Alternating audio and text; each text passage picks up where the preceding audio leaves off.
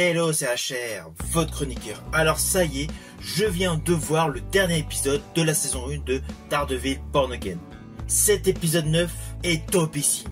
Cette première saison se termine en apothéose, avec de surcroît une ambiance dark à son paroxysme.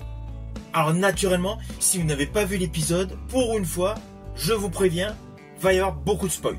Car pour parler du final de cette série que j'ai trouvé top, je suis obligé de faire référence à certains faits qui se sont produits dans cet ultime épisode.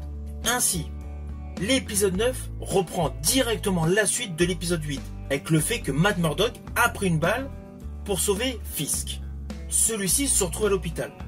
Alors, outre le fait de toutes les manigances politiques et juridiques que Fisk avec son épouse organise sur le plan immobilier au niveau des docs, cet épisode présente un réel basculement des protagonistes principaux. Et cela commence justement dans cette chambre d'hôpital. Évidemment, Fisk commandite l'assassinat de Matt Murdock dans l'hôpital.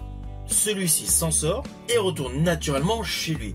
Et là, l'épisode bascule littéralement dans la violence, dans le côté sinistre, avec notamment le retour en force du personnage le Punisher, bien coiffé, bien rasé, comme le précise Matt Murdock. Je rajouterai que cet épisode ultime de cette saison Daredevil Born Again donne la part belle à Punisher. Dans cet épisode, il a énormément de temps de présence. À cela s'ajoute le vrai côté de Winston Fisk qui ressort. Au fond, lui, il a toujours été le caïd et le démontre particulièrement dans une scène extrêmement gore sur un haut fonctionnaire de police. Cette scène est totalement brutale. En plus d'un effet gore, il y a un côté très brutal sur le plan psychologique. Alors on va pas se mentir, c'est un épisode où il y a beaucoup de scènes d'action. Logique, Daredevil apparaît en badass aux côtés de Punisher, dans une ambiance totalement crépusculaire et viscérale. Pourquoi? Tout naturellement parce que Winston Fisk assure un climat extrêmement anxiogène en instaurant la loi martiale, provoquant pour l'occasion une chasse envers tous les super-héros.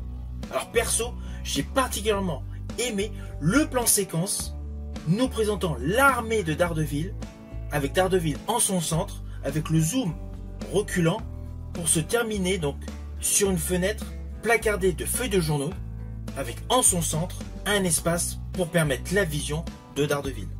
Cette séquence est parfaitement maîtrisée et fait un effet inverse par rapport au contraste. Il y a le côté sombre et rouge en plein cœur par Daredevil qui apparaît entre des feuilles de journaux grisâtres à dominante claire.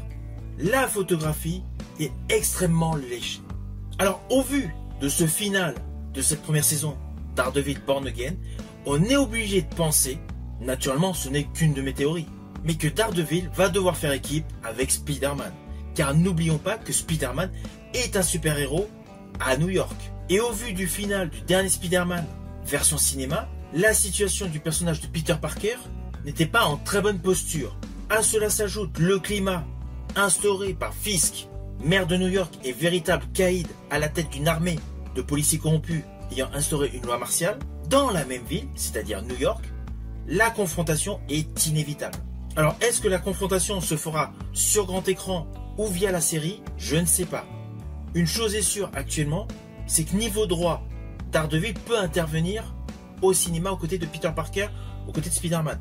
Mais le personnage de Winston Fisk, c'est beaucoup plus compliqué en termes de droit.